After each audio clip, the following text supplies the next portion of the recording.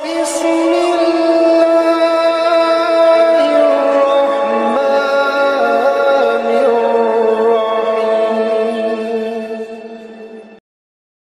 السلام عليكم ورحمة الله. الحمد لله وحده الصلاة والسلام على من لا نبي بعده. أما بعد فأعوذ بالله من الشيطان الرجيم. فاذكروني أذكركم واشكروا لي ولا تكفرون. عن جابر رضي الله تعالى عنه قال قال رسول الله صلى الله عليه وسلم أفضل الذكر لا إله إلا الله وأفضل الدعاء الحمد لله. সম্মানিত জামিয়া সালাফিয়া রূপগঞ্জ নারায়ণগঞ্জ এর অষ্টম বার্ষিক সালাফি কনফারেন্সে উপস্থিত দ্বীনি মুসলিম ভাই ও বোন, প্রশংসা আল্লাহর জন্য, শান্তি অবতীর্ণ হোক আল্লাহর রাসূলের উপর সাল্লাল্লাহু আলাইহি ওয়াসাল্লাম। সম্মানিত দ্বীনি ভাই বোন, আপনাদের অন্তরের প্রাণের প্রতিষ্ঠান জামিয়া সালাফিয়া, যারা আপনারা পৃথিবীর বিভিন্ন প্রান্ত থেকে অবগত, আর সেই ভালোবাসাতেই জামিয়া সালাফিয়ার উপরে আপনাদের অনেক অনেক অনেক বেশি আন্তরিকতা বিভিন্নভাবে, সেই সুবাদেই আজকে আপনাদের উপস্থিতি অত্র সালাফি কনফারেন্সে। সম্মানিত দ্বীনি ভাই বোন, আমি সাধারণ মানুষ আব্দুর রাজ্জাক বিন ইউসুফ। আল্লাহ তাআলার শুকরিয়া আদায় করি আলহামদুলিল্লাহ যে শত বাধা, শত সমস্যা, শত প্রতিকূলের মধ্য দিয়েও আল্লাহ তাআলা সালাফি কনফারেন্স বাস্তবায়ন করার মতো এ পর্যন্ত সুযোগ দিয়েছেন, বাকি দিবেন ইনশাআল্লাহ। আমি তার আন্তরিকভাবে শুকরিয়া আদায় করি আলহামদুলিল্লাহ।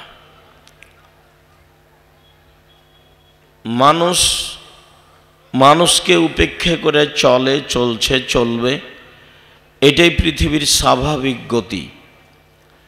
আদম আলাইহিস সালামের দুই ছেলের এক ছেলেকে মেনে নেয়নি। আদম আলাইহিস সালামের দুই ছেলের এক ছেলেকে হত্যা করেছে, এবং পৃথিবীর ইতিহাস এর হাজারো কিস্সা কাহিনী সাক্ষ্য প্রমাণ করে যে পৃথিবীতে কোনোদিনই কোনো কাজ সুষ্ঠুভাবে হওয়া সহজ সম্ভব হয়ে ওঠেনি। তাই সময়ের গতিতে নবীগণ আল্লাহর পক্ষ থেকে সরাসরি সাহায্যপ্রাপ্ত হলেও তারা শত বাধার সম্মুখীন হয়েছেন। শত নবীকে দুনিয়া থেকে মানুষের হাতে নিহত হয়ে বিদায় হতে হয়েছে। তারা কোনোদিন মানুষের অন্যায় করেনি, তারা কোনোদিন মানুষের ক্ষতি করেনি, তবুও সমাজের লোক তাদের বুঝ বিবেচনা অনুযায়ী শাস্তি দিতে এবং সামাজিক বিচার করতে তারা কম করেনি। এমনকি মানুষই সময়ের গতিতে নবীগণকে হত্যা করেছে। আমরা খুব সাধারণ ক্ষুদ্র মানুষ। জামিয়া সালাফিয়ার সার্বিক কাজ বাস্তবায়ন করতে তার আংশিক বা কিছু নমুনা আমরাও ভোগ করে আসছি বলে আমরা সাধারণ মানুষ হিসাবে অনুভব করছি। আমরা এদেশের মাটিতে বিভিন্ন জেলাতে জামিয়া সালাফে গড়ব বলে আশা করছি ইনশাআল্লাহ। বেশ কিছু গড়ে ফেলেছি, আরও গড়ব ইনশাআল্লাহ। জামিয়া সালাফে রূপগঞ্জ নারায়ণগঞ্জ আমাদের কেন্দ্রীয় প্রতিষ্ঠান, এটা আমরা আশা করি। এখানে আমাদের বেশি সমস্যা হতে পারে, আসতে পারে, হয়তো এ কথাই ঠিক, এমনটাও হতে পারে আসলে আমরা কাজের উপযুক্ত কি না সেটাও হয়তো আল্লাহ পরীক্ষা করছেন। এমনটাও হতে পারে যে আল্লাহ যে আমাদের দিনই দায়িত্ব পালনের সুযোগ দিয়েছেন তা আসলেই কি আমরা দায়িত্ব পালনের যোগ্যতা রাখি, এটা পরীক্ষা হতে পারে। সম্মানিত দিনী ভাই বোন, যারা জামিয়া সালাফে কনফারেন্সে এসেছেন, যারা আসবেন, পৃথিবীর বিভিন্ন প্রান্ত হতে যারা অনলাইনের মাধ্যমে আমাদের জামিয়া সালাফিকে জানেন, আমাদের অষ্টম বার্ষিক সালাফি কনফারেন্স সম্পর্কে অবগত আছেন, আমরা তাদের কাছে আন্তরিকভাবে জোরালো অনুরোধ করতে চাই যে আপনারা সবাই আল্লাহর কাছে একটু প্রার্থনা করবেন, আল্লাহ তুমি জামিয়া সালাফে কবুল করো। আমার দৃঢ়তা খুব কাজ করে যে উপরে কবুল হলে কাজ সহজ, উপরে কবুল না হলে কাজ কঠিন। সেই দৃঢ়তা নিয়ে মাঠে আছে। প্রথমে আজকের সূচনায় আল্লাহকে বলি, তুমি বলেছ ফাযকুরুনি আযকুরুকুম ওয়াশকুরুলি ওয়ালা তাকফুরুন। পৃথিবীর মানুষ, তোমরা আমাকে ডাকো, আমি তোমাদের কথায় সাড়া দিব, যেটা চাও সেটা আমি করে দেব, এটা তোমার ওয়াদা। তুমি শক্তভাবে আদেশ করেছ, তোমরা আমার শুকরিয়া আদায় করো, তোমরা আমার কুফরি করো না। আমরা মানুষ হিসাবে তোমার শুকরিয়া আদায় করি, আলহামদুলিল্লাহ। মানুষ হিসাবে তোমার কোনো নিয়ামতের অকৃতজ্ঞ হতে চায় না। কোনো জায়গায় যদি ভুল ত্রুটি থাকে তাহলে তুমি মাফ করো, আর তোমার নিয়ামতের জন্য সত্য সত্যই শুকরিয়া আদায় করতে পারি, এটা তুমি তৌফিক দান করো, আল্লাহুম্মা আমিন। সম্মানিত দিনী ভাই বোন, যারা আলোচক এসেছেন, আসবেন, আপনাদের সুস্বাস্থ্য এবং কল্যাণ কামনা করি সার্বিক, যাতে করে আপনারা আপনাদের বিষয় নিয়ে সুন্দরভাবে কথা বলতে পারেন।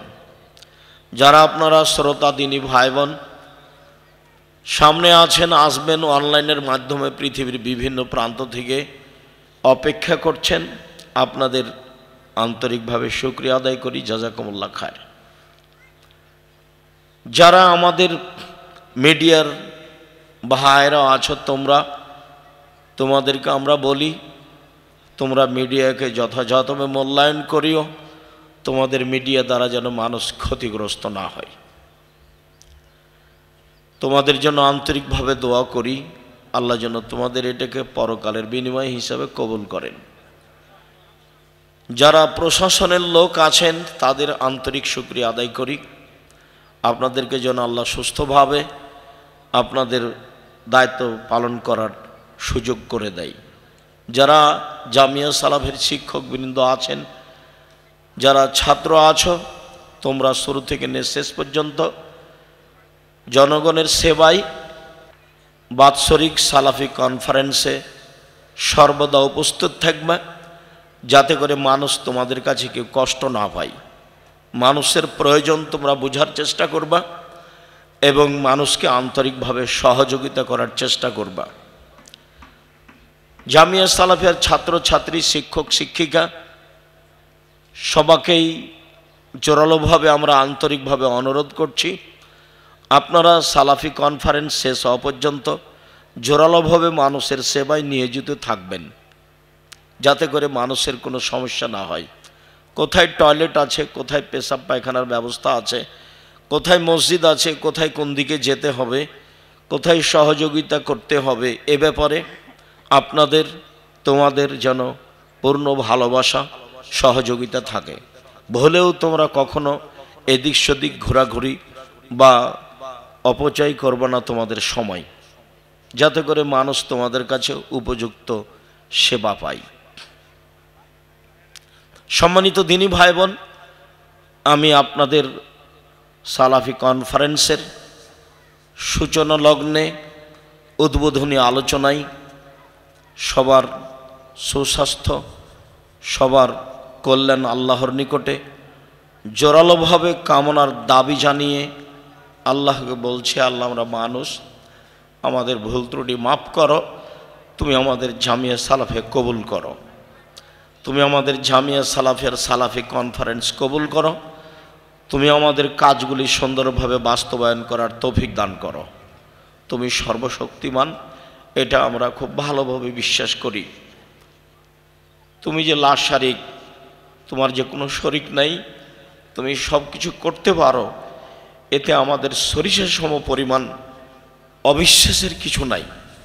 দিনকে যেমন রাত বলা যায় না, রাতকে যেমন দিন বলা যায় না, এই দুইটা যেমন নিজে নিজে ধ্রুব সত্য, তুমি যে সর্বশক্তিমান, তুমি যে সব কিছু করতে পারো, তোমার যে কোনো শরিক নাই, এভাবেই তোমাকে বিশ্বাস করি। তোমার জোরালো শক্তির উপরে দাবি রেখে আপাতত আমি খাকসার সাধারণ মানুষ আব্দুর রাজ্জাক বিন ইউসুফ সালাফি কনফারেন্সের সূচনার আলোচনা এখানেই শেষ করলাম।